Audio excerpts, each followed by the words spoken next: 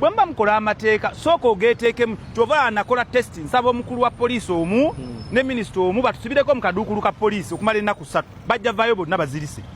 amateeka nga bemugakola bwoba tusobola kubeera mu kaduukulu ako nga temuli toilet temuli we banaabira n'omusango guluddewo ebiteetaagisa kitegeeza bye muteesa tebigasa bannayuganda olina osooka okubibeera ekirala twaga tukole kyetuyita express fines ng'obumenyi bw'amateeka bukuba nsawoyo muleete amakooti nga gakola 24 hours abaana bali makubeera bavunda weewaawo abona muzibe tudde mukole 24 hour service muteekewo nti okukola omusango gwe baguwulize mu 24 hours sente bwe ziti gavumenti efunemu sente n'abantu bafune ki naye abantu bali makomera babonaabona ekirala nsembyayo nga njagala gamba tulina okustructuringa amateeka agagasa abantu criminal law ekyuke omuntu akukubye omuntu akuttidde omuntu ne bamutereka eri gavumenti emusipeniako sente so bw'olyawo nga abadde asobola okusasula n'ofunamu abantu obukaawu ne bukendeera ensi negenda mu maaso kitegeera abalonzi njagala mukitegeere kino